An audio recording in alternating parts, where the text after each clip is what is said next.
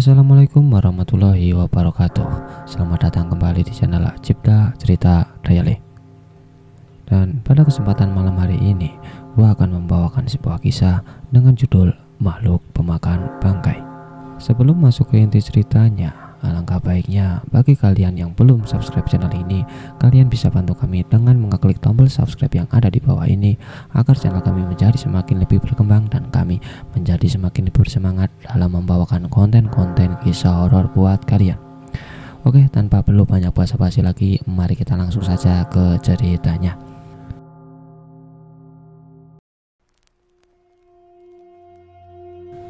Tempat itu memang paling ideal untuk orang yang sudah mati.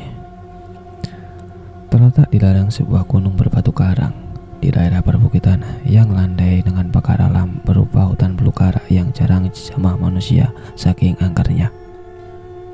Di situ tak ada pabrik yang selalu menebarkan polusi, tak ada perumahan penduduk yang hiruk pikuk, tak ada pula lalu lintas yang bising. Seolah Tuhan telah sengaja menciptakan tempat itu untuk umatnya yang ingin beristirahat dengan tentram dan damai. Mereka yang menetap di perbukitan itu terbaring tenang di liang lahat dengan tonggak-tonggak kayu atau batu-batu nisan sebagai tanda pengenal. Andai kata benar apa yang diceritakan orang yang percaya tahayul bahwa roh orang-orang yang telah mati masih berkeliaran sambil menanti tibanya hari pengadilan terakhir, maka tentulah roh-roh gentayangan itu sangat berbahagia dengan tempat peristirahatan mereka yang menyenangkan itu. Sepanjang siang yang cerah, mereka dapat duduk-duduk dengan nyaman di pinggir bukit, bermandi cahaya matahari sambil menikmati panorama indah yang jauh di bawah sana.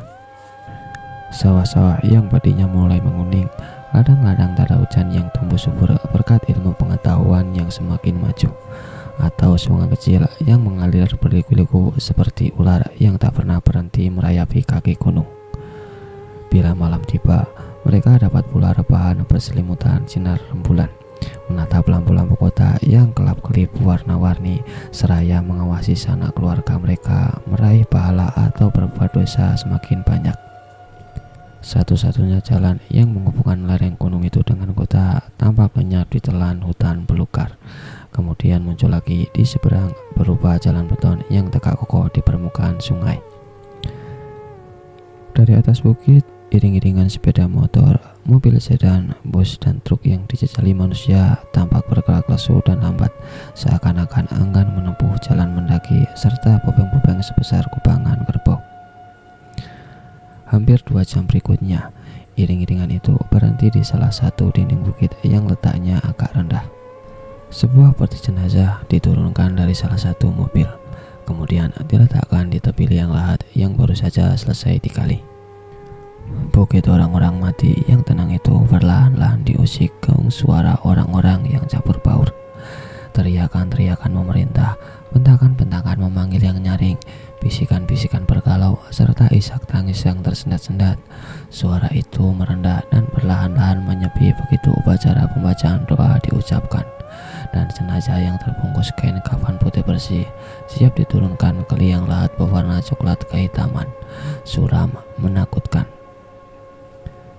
Isak tangis meledak di sana-sini ketika liang lahat itu akhirnya ditimbuni tanah lembab basah oleh seorang laki-laki setengah umur. Laki-laki itu bekerja seorang diri. Dengan bantuan sebuah sekop dan sebuah bajul, ia mengenakan kemeja katun berwarna hitam, kain sarung hitam, celana sebatas betis yang juga hitam.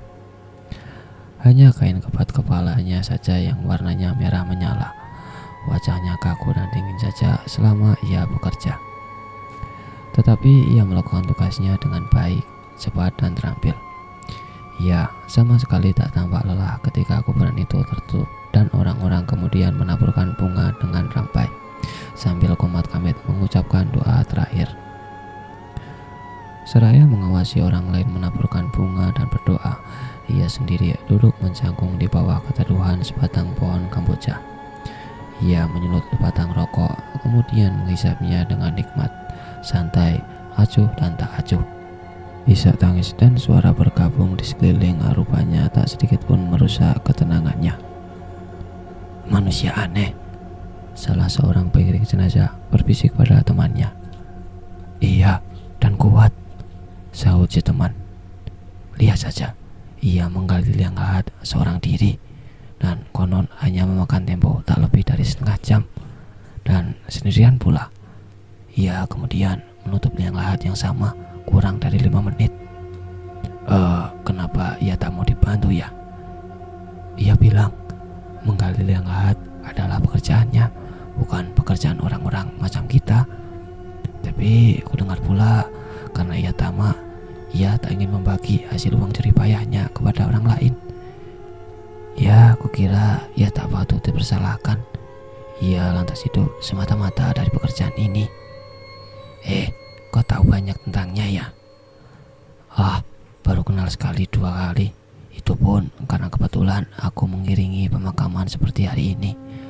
Orang itu tak banyak ngomong loh, sulit membuka rahasia tentang dirinya. Oh iya, dengar-dengar selain penggali kubur, ia juga bertugas sebagai penjaga bukit orang-orang yang mati ini. Kau tahu, ada saja orang-orang jahat yang ingin mengambil sesuatu dari milik mayat yang dikubur. Bahkan pernah ada orang yang mau mencuri mayatnya sekalian. Dan jangan diteruskan, aku ngeri mendengarnya. Ngeri? Yang seorang tertawa rendah, sekedar tak mau merusak suasana berkabung. Rupanya kau harus belajar banyak dari orang itu. Ia menunjuk pada seorang penjaga kubur yang rupanya nampak tertidur oleh belayan angin pegunungan yang sejuk semilir.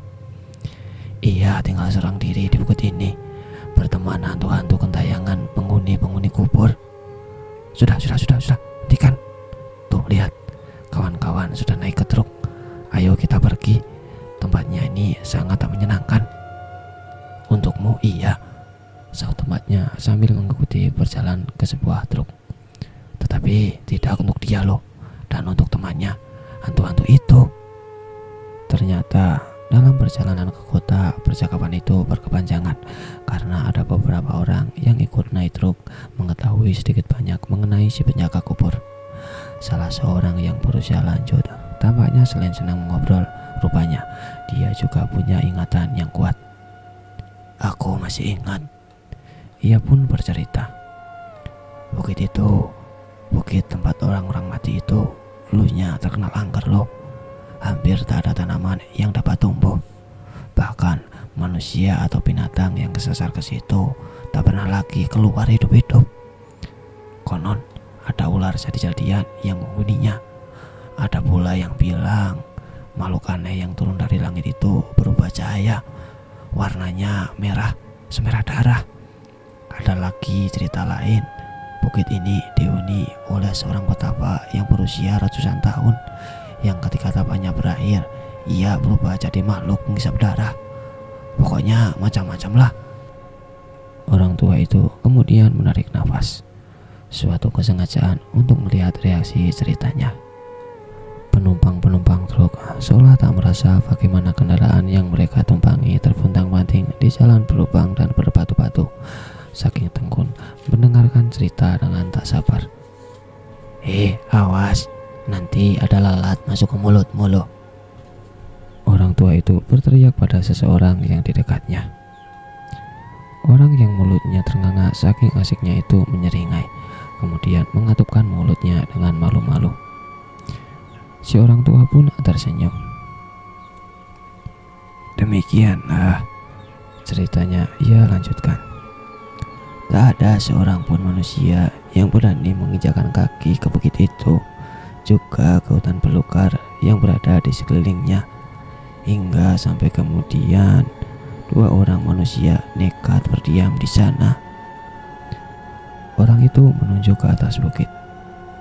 Keduanya masih muda belia, sepasang remaja yang karena mabuk cinta terusir dari keramaian kota. Bagaimana pula itu? Seseorang berseru ingin tahu. Terjadinya hampir 30 tahun silam. Pemuda dan gadis itu satu kelas, SMA bangku terakhir.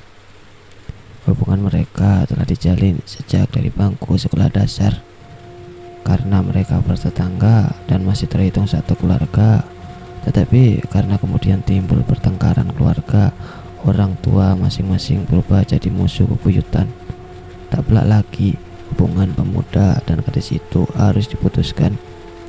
Berbagai jalan mereka tempuh untuk menyatukan kembali keluarga mereka, paling tidak mengizinkan mereka hidup sebagai suami istri. Dan semua usaha itu telah sia-sia dan gagal. Lalu mereka menempuh usaha terakhir, yaitu mereka melakukan hubungan suami istri. Dan begitu gadis itu mengandung, mereka pergunakan senjata itu.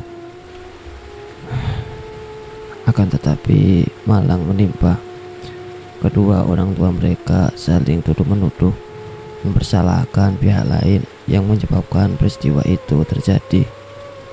Dan belum lagi malu besar pada tetangga, penduduk desa sangatlah marah. Aib telah mencoret, arang di dahi, adat telah dilanggar, agama telah dihinakan. Tak ada jalan lain, pemuda dan gadis itu diusir dari kampung. Tentu saja lebih dulu digiring beramai-ramai oleh semua penduduk berkeliling desa, dan setelahnya sama-sama ditelanjangi dan rambutnya dicukur blontos. Dan setelahnya mereka lari. Mungkin karena tak ingin jauh dari kampung halaman, ya mungkin juga tak tahu mau pergi kemana, atau mungkin pula karena putus asa, mereka malah justru memilih lari dan bersembunyi di atas bukit. Astaga, masa iya sih? Setelah seseorang meminta agar semua diam, barulah cetusan berisik itu reda. Si orang tua itu kembali melanjutkan ceritanya. Sesekali waktu, pemuda itu turun gunung. Lalu ia meminta makanan pada penduduk serta obat-obat, karena katanya gadisnya sakit parah. Tapi malangnya, ia hanya menerima caci maki, pukulan, kemudian disuruhnya kalau tak ingin mampus. Dan semenjak kejadian itu, tak ada lagi kabar berita mengenai kedua orang muda yang malang tadi. Sampai kemudian apa? Desah seorang pemuda karena orang tua itu menghentikan ceritanya lagi dengan sengaja. Bagi dulu rokokmu, sahut orang yang ditanya. Aduh, yaudah ini. Pemuda itu bersungut-sungut, tetapi ia keluarkan juga rokoknya dari kantong sebungkus penuh, masih belum dibuka. Si orang tua itu menyambarnya, mengambilnya sebatang, dan belum sempat sisanya ia kembalikan pada si pemilik. Sejumlah tangan lain telah menyambar dengan cepat. Dalam sekejap, rokok itu telah berkeliling, dan ketika tiba giliran pemilik semula di tangannya, tinggallah bungkus rokok yang sudah kosong, lusuh oleh debu dan keringat. Jadah emang ya, makinya. Tapi tak ada orang yang tertawa, tak ada pula yang marah. Yang ada hanya bunyi mesin truk yang menggerung-gerung. Keluhan seorang yang mengatakan pinggulnya serasa patah, lalu ucapkan tak sabar. Ayo Pak Limbong, teruskan. Orang tua itu menikmati rokoknya dalam beberapa hisapan sukacita, baru meneruskan. Habis sudah. Apa? Ucapan serempak menggema seketika. Maksudku, tak ada lagi cerita mengenai dua remaja itu. Si pemuda itu tetap tinggal di bukit, sedang gadisnya konon sudah meninggal. Dan ia tetap hidup, seperti yang kalian lihat, jawab Pak Limbong dengan hikmat. Maksud Bapak, pemuda itu tak lain dari... Ucapan yang ini dipotong oleh seruan tak tahan dari seorang yang di dekatnya. Si penjaga kubur, Pak. Iya. Lalu suasana sepi sejenak.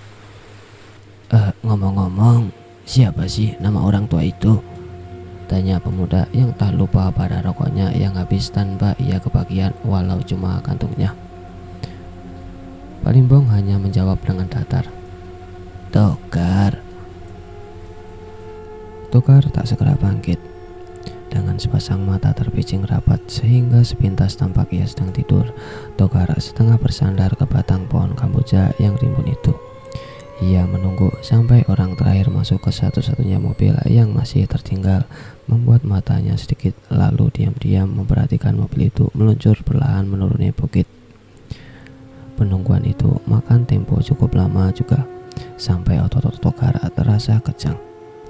Maklum, dua orang perempuan yang masih tengil itu tak henti-hentinya menangis. Salah seorang tertua malah meratap-ratap menyesali diri, menyatakan duka cita yang dalam atas kematian orang yang mayatnya kini tersimpan rapat dalam kubur.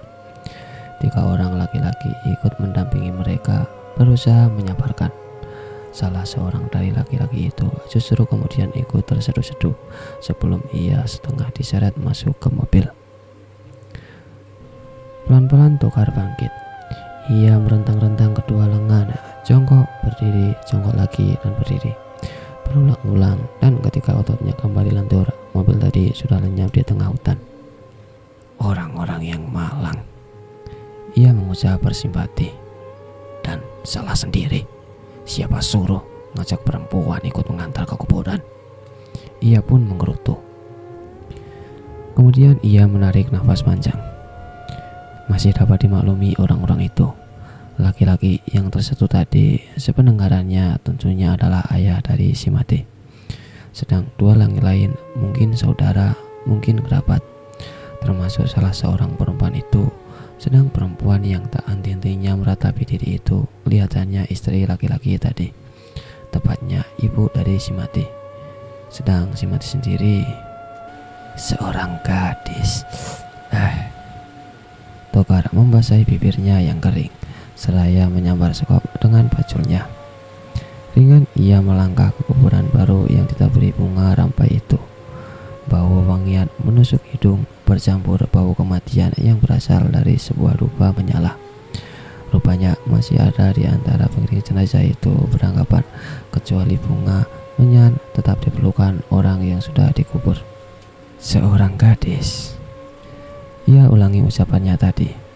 Dahinya berkerut, memandangi gundukan tanah coklat kemerahan di depan kakinya, menatap dengan sorot mata tajam, lurus, mengucap, seakan-akan ingin membongkar kuburan itu dengan kekuatan sorot matanya dan menyimak jasad si mati. Berapa tahun usiamu, Neng? 20, 17, 16, atau lebih muda lagi? Togar komat kamit. Kau terlalu cepat mati. Kau tentunya belum menikmati apa artinya seluruh hidup ini. Seperti dia. Togar menatap puncak-puncak bukit, mengawasi tonggak-tonggak dan batu-batu nisan tak berkedip. Dia juga tak sempat menikmati arti hidup ini, dan ia sudah mati. Pundaknya berguncang sesaat. Mati, ujarnya. Sepasang mata mengecil, seakan-akan kata mati itu tak dapat ia terima. Oh, itu tak benar. Kekasihku tak pernah mati. Ya, takkan pernah. Ia menggigit bibir keras-keras, berusaha menahan tangis. Waktu matahari semakin menggigit ubun-ubun, dan bukan air mata, melainkan keringat yang membasahi pipinya.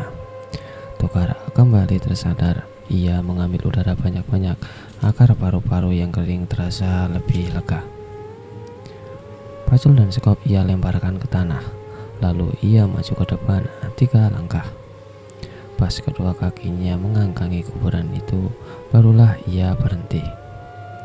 Tangannya bergerak kaku. Ia buka kancing-kancing celana dengan jari jemarinya yang gemetar. Diturunkannya sedikit supaya ia lebih leluasa melaksanakan hajatnya. Detik-detik berikutnya, air kencing Togar memancur keluar, jatuh menimpa gundukan kubur, menggenang lembah kehitaman, memerciki bunga-bunga rampai di sekitarnya.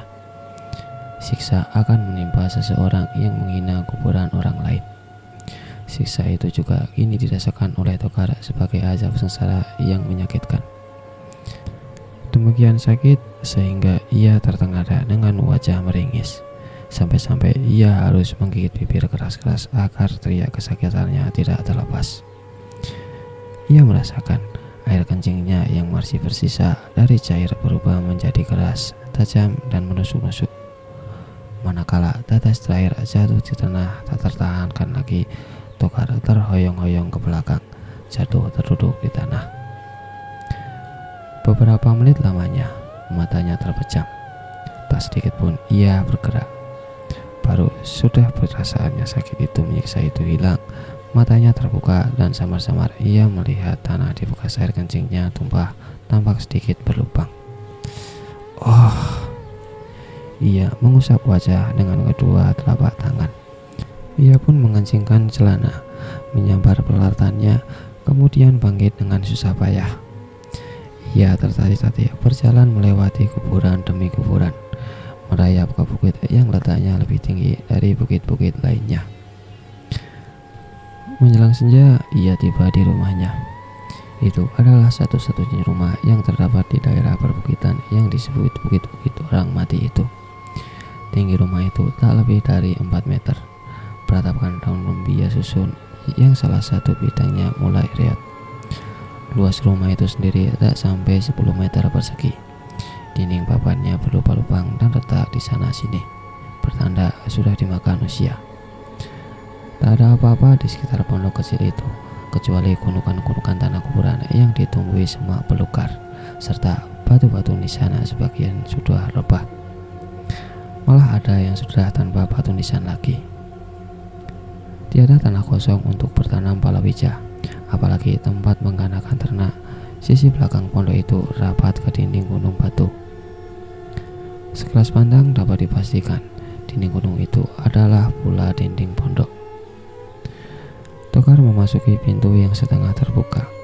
Ia letakkan pacul dan skop di lantai tanah, kemudian berjalan lunglai ke sebuah dipan kayu beralas tikar pandan kumala yang sudah retas-retas. Dipan itu berkeriut nyaring ketika menerima bobot tubuh Tokar yang tinggi kekar dan dipenuhi otot-otot yang tersembul menonjol. Beberapa saat ia hanya duduk di pinggir dipan. Kedua kakinya terjuntai ke lantai, lemah dan sedikit gemetar. Sebelum rebah, ia mengawasi sisi ruangan, satu-satunya ruangan di dalam pondok. Mula-mula pintu kayu yang terbuka, ia tak berminat menutupnya. Tidak bakal ada makhluk hidup yang bersedia melangkahi pintu itu, kecuali lalat, semut, atau tikus. Paling 1 atau 2 orang utusan lurah dari desa jauh dari kaki gunung untuk menggambarkan ada orang mati dan diperlukan liang lahat yang baru. Itu pun utusan itu hanya berani berdiri di dekat pintu saja. Kemudian bergegas pergi seraya meninggalkan uang, karung berisi beras, ikan asin, dan sesekali ayam atau daging segar sebagai upahnya. Peralatan masak yang kotor karena jarang dicuci berkelimpang di lantai dekat tungku, berdampingan dengan peti tempat menyimpan beras serta lauk pauk. Terletak sebuah rak pendek terbuat dari kayu tanpa tutup. Di rak inilah sepotong 2 pakaian terlipat bersama sesusun pakaian perempuan, sepatu perempuan, tas kulit yang sudah tua, bekas-bekas kosmetik, kaca hias yang sudah pecah, dan lain-lain barang-barang kecil tak berarti. Sejajar dengan dipan tampak pisau, parang, dan kapak tergantung di salah satu bidang dinding. Terkadang ia memang harus pergi ke hutan, berburu binatang apa saja, mengambil tumbuhan apa saja, pokoknya yang dapat ia makan. Apabila Lula lalai mengirimkan upah bulanannya, dan memang itu seringkali terjadi. Pandangan mata Tokar terhenti pada sebuah dinding bagian belakang pondok, tepatnya di depannya. Dinding batu, kering, hitam keabu-abuan, keras dan kokoh tak tergoyahkan. Bagian tengah dinding batu itu lurus sampai ke lantai tanah, kelihatan belahan yang terlalu tinggi untuk dimasuki orang seperti Tokar. Namun cukup lebar untuk diterobos seekor kerbau jantan yang gemuk. Tak ada apa-apa terlihat di bagian dalam belahan itu, kecuali kegelapan yang hitam legam ditambah cahaya merah yang samar-samar dan begitu kabur untuk dapat dilihat mata orang biasa.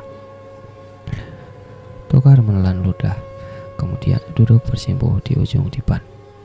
Kedua lengan bersedekap di dada, punggung diluruskan, kepala tegak, sepasang mata terbuka lebar menatap ke sebuah lubang hitam itu. Tanpa berkedip sekali juga, ia terus duduk dalam posisi demikian, tak bergerak-gerak biar cuma sekeming saja. Detik demi detik berlalu, disusul menit demi menit yang menyiksa, lalu jam demi jam. Dari pintu pondok, tampak senja telah berganti menjadi malam. Di luar begitu sepi, mati. Ilalang terkulai diam. Angin berhenti berhembus dan batu-batu nisan bergaris menjadi saksi. Dan sepasang bola mata Togar mulai mengubah warna menjadi merah. Merah Saka.